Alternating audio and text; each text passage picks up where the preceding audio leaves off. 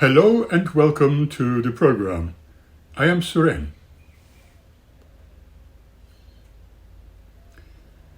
Today I would like to talk to you about what my correspondent communicator has spoken from the other world, continuing to explain a few interesting but important issues in regards to sleep and the difference between hypnotic sleep and normal everyday sleep. Let it be understood that I have not explored, he says, the possibilities of the subliminal self in that little essay on my own. You might, if you so desire, thus regard it as a preliminary canter. When I died, that is to say, when I was alive on your planet, I believed that sleep was simply withdrawal of the spirit, perhaps like emptying some of the chambers of the brain and seeking some kind of refreshment elsewhere that would be replenishing the spiritual energy. I really believed that in life passed in two worlds, and I was very correct in this. I was truly puzzled as to the exact conditions obtained during sleep, but now that I'm free from my earthly counterpart, I am more sensible, or rather, more conscious of them. The nerve soul, as I call it, is usually detached from the body when you are able to sleep. Then there is no direct interpreter or a medium between the spirit and the brain. It is truly important to realize this. The body, I discovered, was previously largely dominated by the nerve soul or astral body. It became almost quiescent when the latter is withdrawn into a metheric atmosphere. In fact, the nerve is bathed in this atmosphere, receiving the important stimulus or the nourishment from what I believe you call the ether. But it is a broad terminology. In truth, it is a subdivision of ether that feeds the nerve soul or the astral during the slumber. Maybe we should find and use a different word for it, such as the etheric essence. I am most audacious in this, infringing the rights of the doctors, who alone should christen the elements, both visible and invisible. While the nerve soul, or astral body, is absent, the spirit is close to the body. It cannot send the image, as I described it, directly to the brain. It cannot make any effort to do so, but there are occasions when the higher nerve centers are in a susceptible state. Then the spirit may endeavor to cast upon it some kind of image, or rather has been left behind the nerve soul. And then your sleeper dreams, perhaps of some future event, or may imagine some violent death that is taking place elsewhere. The spirit draws within it the reflection of certain emotional affinity of the being who is sleeping, and succeeds on rare occasions in casting an image of the future or of some present happening upon the brain. You may now ask me to explain the origins of the foolish and chaotic dreams that visit the sleeper every night. These, if you have the key, are neither foolish nor chaotic, Often there is a steady nerve irritation during the day, leading firm suppression of emotions, if you like. These occasions lead to the imaging or photographing of some of the causes of neurons that have been active during the day. The images or the pictures are like in a web threads. There is no controlling mechanism, but the nerves can and do react upon them, making very foolish patterns indeed, which are often confused. They are, in a sense of the word, nerve visions, and must not be regarded as reflections emanating from a higher source. We have already defined attention as the direction of nervous energy into certain special cells of the brain. If this flow has been violent or prolonged during waking hours, the vibration or the frequency range will continue. The echoes, as it were, or that concentration will still be resounding, but mingling with other echoes, other impressions, and these make a certain sequence that at times is added to by some very old associations. During the day, perhaps you have seen a piece of clothing that reminded you of a dead relative, a grandmother. The actual reminder may be faint, but it will be sufficient to stir the thread that bind and all association to your brain cell. When control is relaxed and you begin to sleep, the image of your grandmother or relative figures in your dream. She has been drawn onto the canvas. Through the visioning of that piece of clothing. Some hours before, as the memory was of old times, it was far from the seat of operations, and the passage of time was necessary before it could arrive. I hope I'm not boring you with my old-fashioned ways of wording or usage of language, but what I wanted to say is that the memories, the images of them, and the nerves play a game of hide and seek, if you like, with each other within the brain during your slumber. The spirit cannot send the controlling image, nor can fluid shape, with its agglomeration of experiences, exert itself in the management of the vast population in the brain. I know it. If the nerves be brittle or in a high state of tension, it is possible for them to be closer to a degree guided by a minor consciousness. But though this state creates the impulse of movement, it must nevertheless obey the nerves, which dominate and, or to some harassing or latent memory, compel the sleeper to arise and walk. Be awake. This will amount for the condition of sleepwalking usually. The nerves control the minor consciousness instead of the latter, controlling them.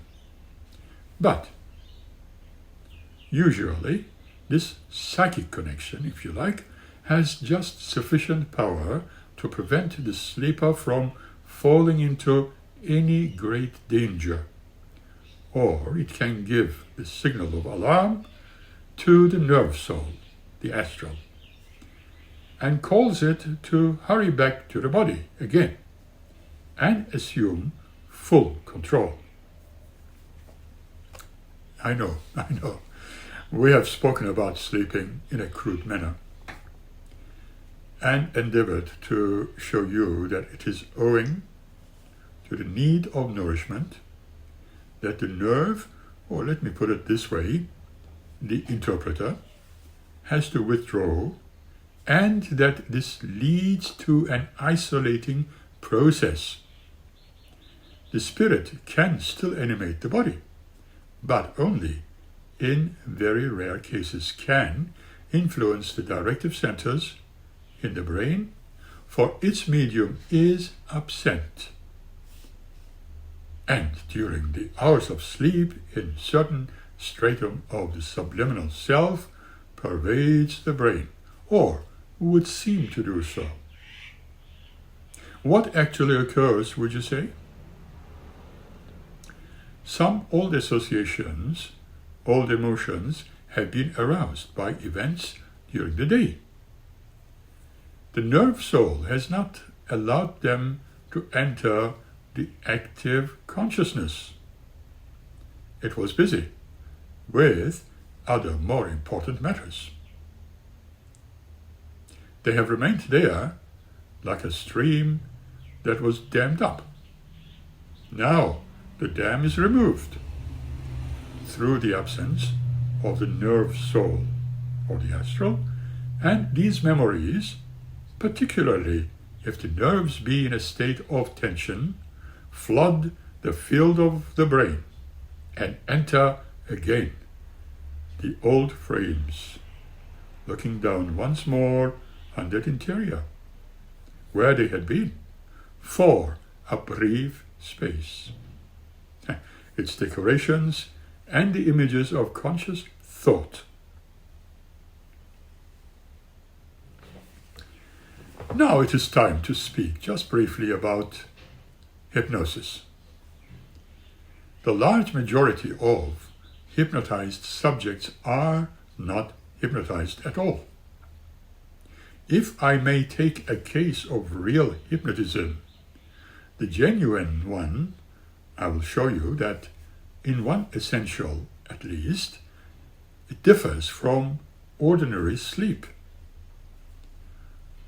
Nerve soul, the astral of the subject, is suspended, but it is not, save in a very extreme instance, absent from the body. It is not permitted to act. It forbids its own actions. That is an important point. The individual who hypnotizes cannot, unless there is some morbid condition of the nerves compelling the individual to give up his will. That is to say, suspend the nerve of soul. Now, the spirit or the subliminal self is in a sense drawn nearer to the body through this suspension. Its creative flow no longer circulates because it requires its medium, and the latter is suspended, but summoned. I refer principally to that section connected with buried memories. Now, the command of the hypnotist sets in motion some of the fluid shape, some of the essence, directed by the nerve soul. When it operates, it too being a part of that invisible fluid body, a portion of its essence be drawn to the surface. They could not come if the nerve soul were actively operating in conjunction with the image sent by the subliminal self. Actually, hypnotism opens up more direct road to the subliminal mind.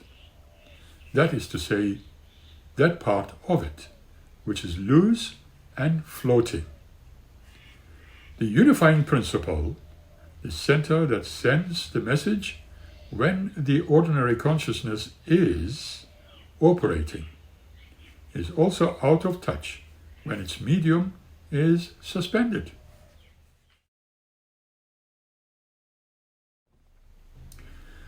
You must understand, therefore, that part only of the subliminal self can be drawn on by the subject. Let's talk about telepathy. Let me tell you what I think about telepathy between the living. It is different in some respects from telepathy from the dead. There must be a far greater adjustment on our side than when the two subjects are alive. However, we are perfectly conscious of our inner mind. So, on the whole, it is simpler for us. If you were more fully aware of your deeper mind, it would become quite easy for you to act as a receiver or as a transmitter. Let me try and explain. We have already spoken of fluid body, which links up the subconscious mind with the physical body. Now, this fluid shape, as I shall call it, is constantly changing. It has an elasticity quite foreign to the physical body. It is decidedly impressionable, amazingly sensitive. The trouble is that it is not intimately connected with the brain, or rather, the human being does not understand how to make that connection. He or she can do so partly by detaching his mind from certain matters, so that the actual mechanism is not working at top speed. It can also be manipulated in other ways. Now, there is memory in relation to the fluid. It can be tapped through the fluid. The fluid can also receive what you call telepathic message. It does indeed receive many of them, but only in the case of certain rare human beings can detail telepathic record conveyed to the brain. I want to make it clear that the fluid launches a message into space. It is not carried usually by any medium, anything in between, any entity, but there are many floating filaments of mind which help to draw it into the fluid, on which it makes the impression that may be conveyed from it to the brain.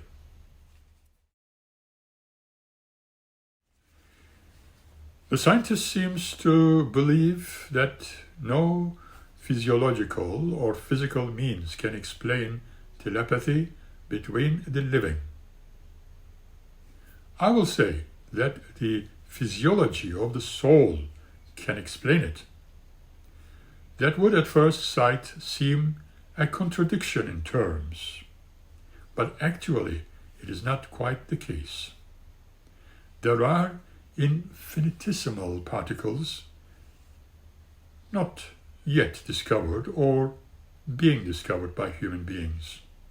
They are so minute that you would not recognize them as matter.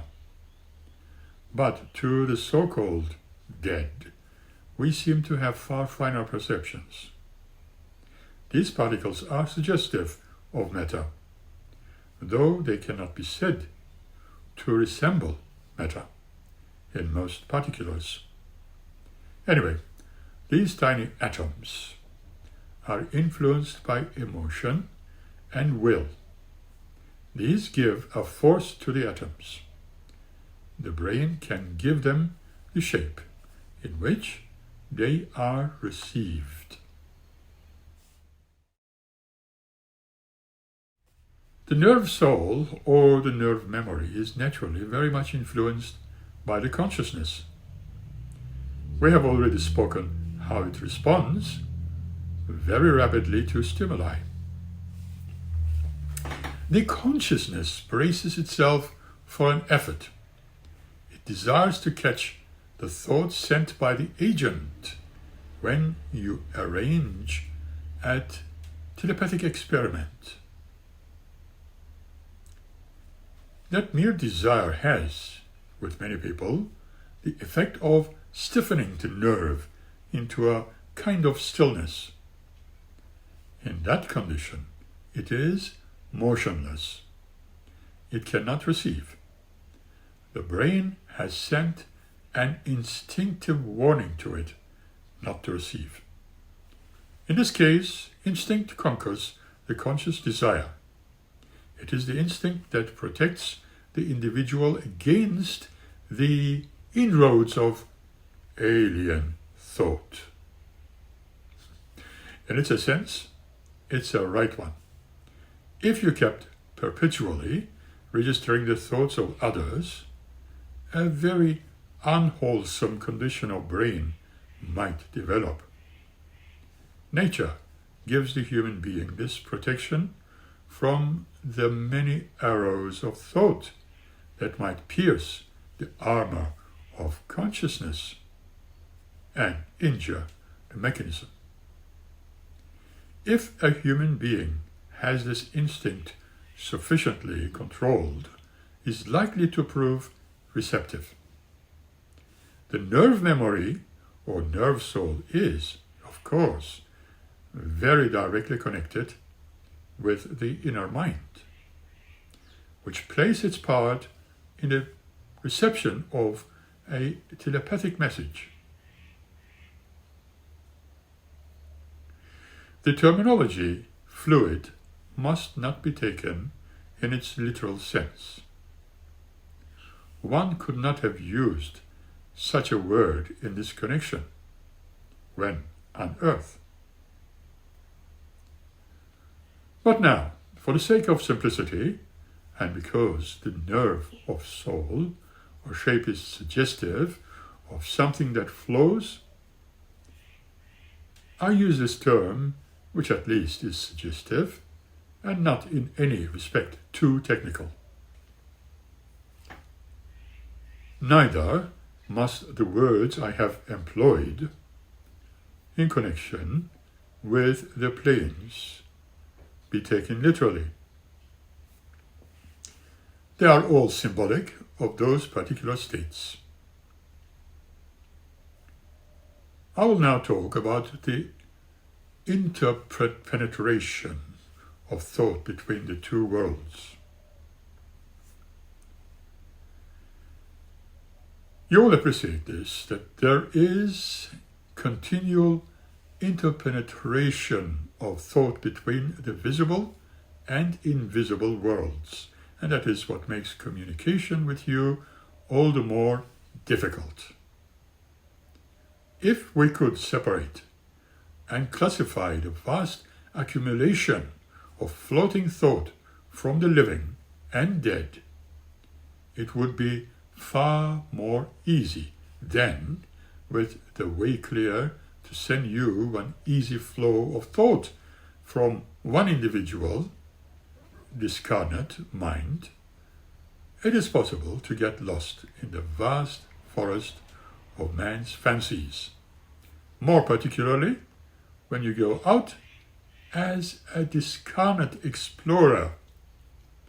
You are pretty sure to pick up false trails and, at the end, to give up the soluble problem disgusted. I speak not only of minds, but of the continued current of thoughts thrown out by such millions through our mighty mother, the universe, whose illimitable, endless womb harbors them all. I beg of you to remember that I am but a fallible shade. However, it is well in this difficult matter to lay down as our foundation certain premises. Firstly, let us take, for example, average educated man. It is possible for him, while in the physical body, and while he is at the zenith of his mental power, to enter three states, which differ very considerably from one another. First, the condition of deep sleep. Second, the subjective state. The third, the state of ordinary consciousness. You must allow much latitude for the subjective condition. It can vary to a wide degree. It may be induced by artificial means, through hypnotism. A subject well trained to respond to the hypnotist will, as you are aware, perform amazing feats, recall memories of early childhood, insensible to pain, and I believe even obtain at times knowledge that appears to be of a wholly supernormal character. Indian mystics can enter very easily into the subjective state and can, at times, learn of the doings of strangers who are many miles away from him. He can, in short, make mental journeys.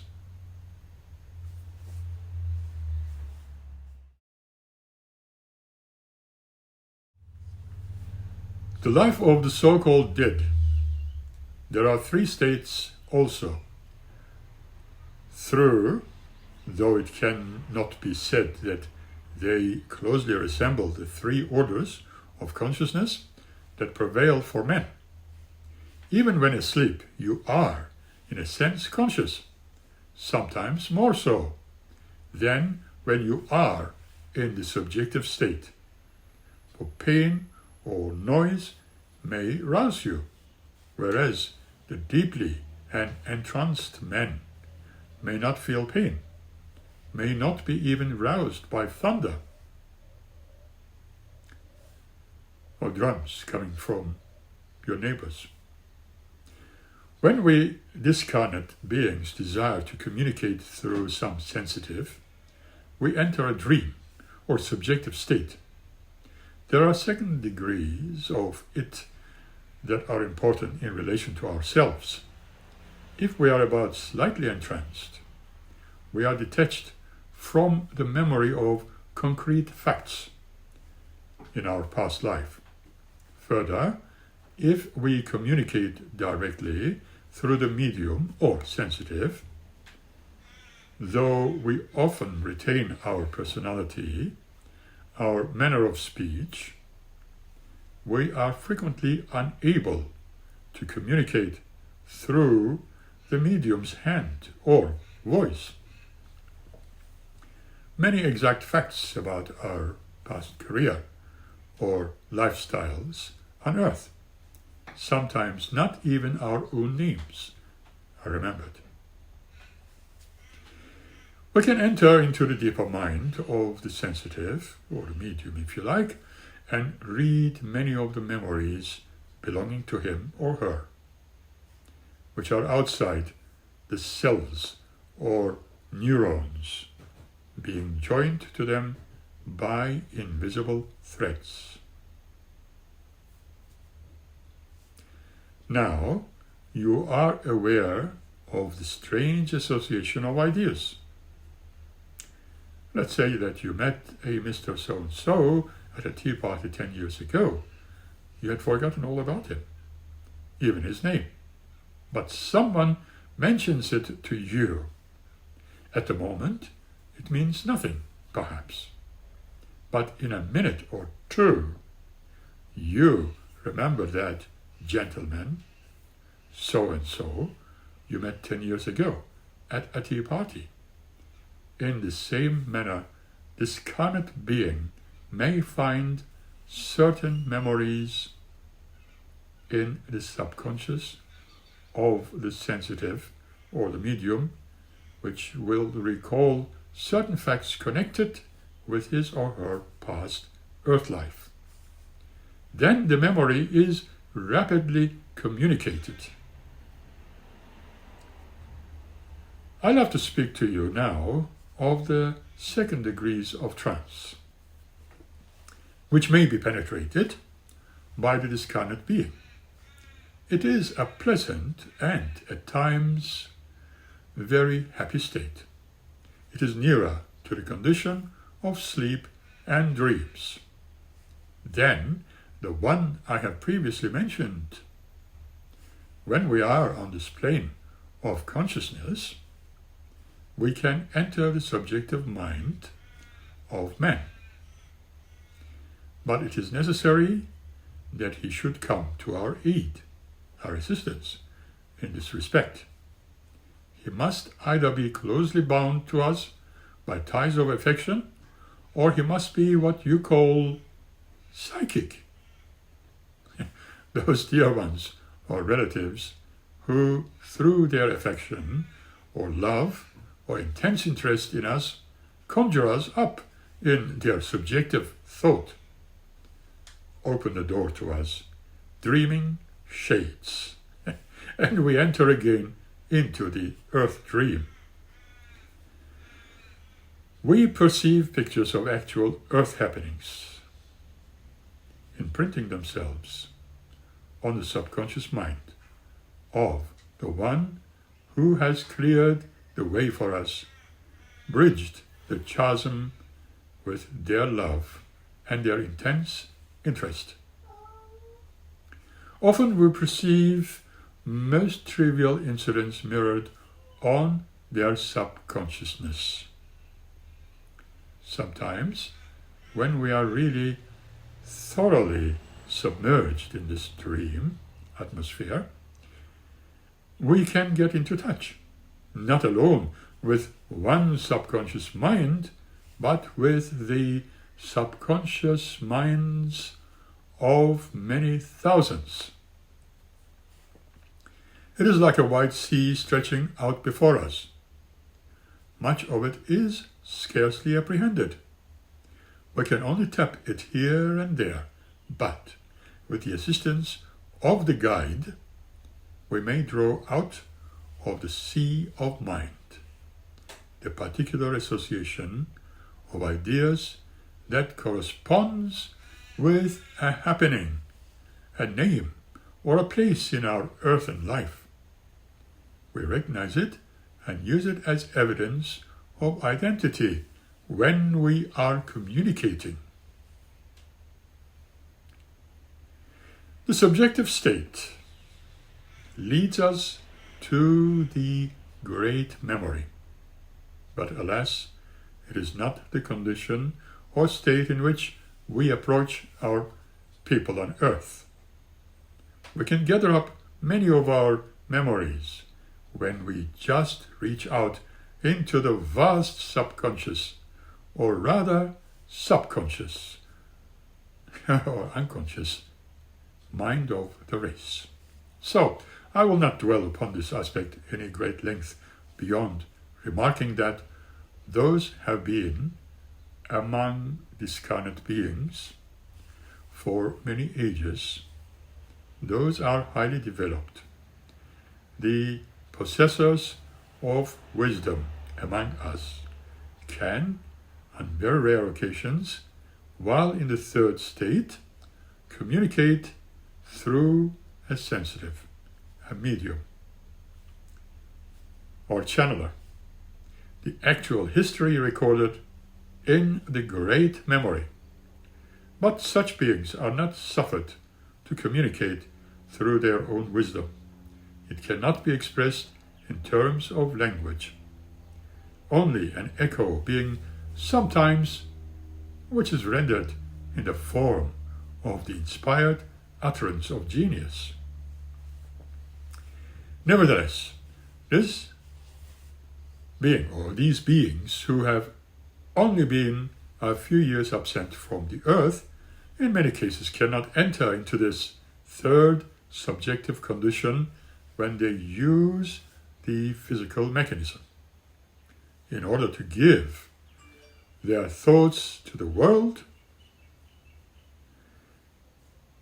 and it is true that we communicate by pictures or images, symbols, by science which is deeper mind which the deeper mind of the sensitive apprehends, and sometimes we may convey by a sign or symbol, a name or word unknown to the medium or the sensitive channeler.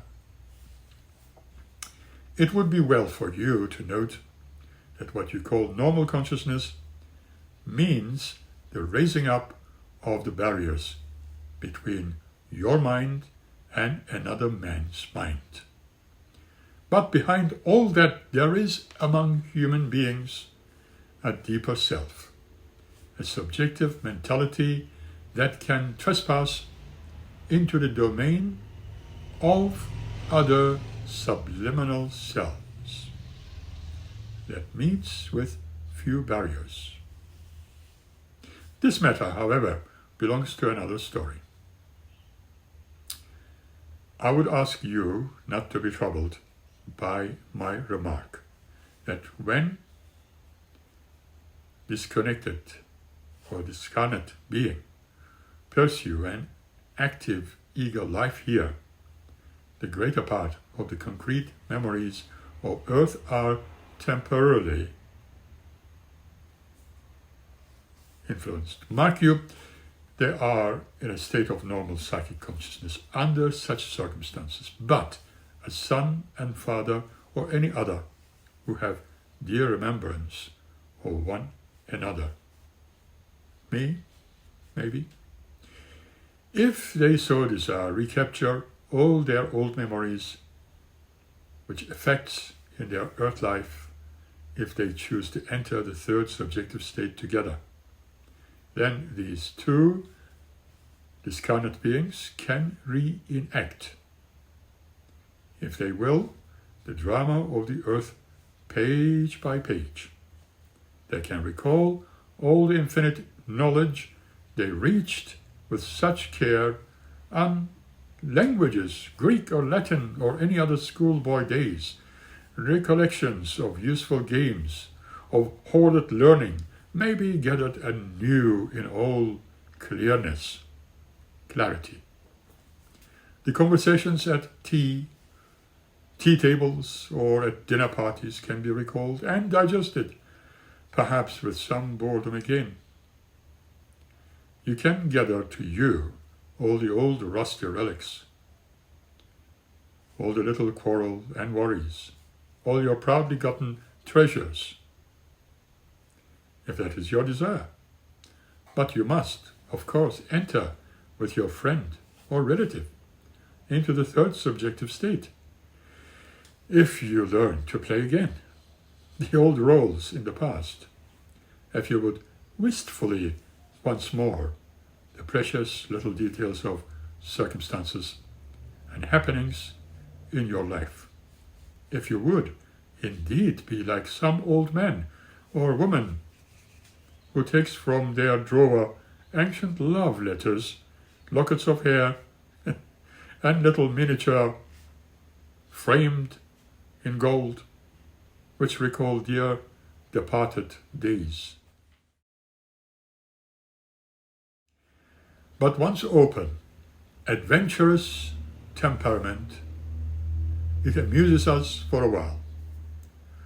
To gallery with these pages in the book of life we go, and from them, when we meet our loved ones after death, we derive a certain wistful pleasure or a quiet delight, without the pings of the flesh attached to them.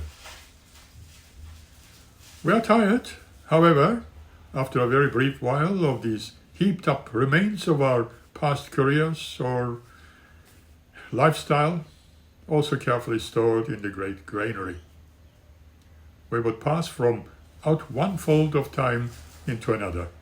We would be bold and adventurous into the imagination of God. So, while in this third subjective state, we return again the pages of the book of life and read the future of our human race. We gave upon a drama that has not yet been enacted upon the earth, the vague echo of which is sometimes quote by prophets and seers, we perceive the wanderings of these begotten by us, the fate of those who are of our blood. We bear upon their forehead the seal of kinship with us. And indeed, many of us sorrowfully closed the book of life when we spring out of the unknown, out of the boundless sea, which, I must again remind you, is the creation of all-pervading imagination of God. Finally, the power to enter the third subjective state, and thus to follow the future as well as the past, page by page, is bestowed only upon those human beings, to use a trite adjective, would call advanced, or would who as spiritually developed. Many millions of souls who have passed through the gates of death rest within the borders and limitations of their own psychic development. I use the word psychic here in the general sense, not in the relation to the study of survival after death. Such myriad souls follow a road and a destiny, yet does not, as a rule, lead them, for a time at least, to the great superconscious mind of the earth. These so-called dead remain in spheres and states of pleasant, or sometimes disagreeable illusion. I cannot write or speak concerning all the souls who pass to an invisible life to you from the arms of their foster mother, Earth.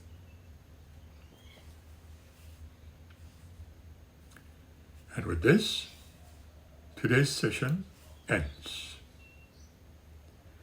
We will meet again here by the next episode. Until then, keep smiling and be happy. Thank you.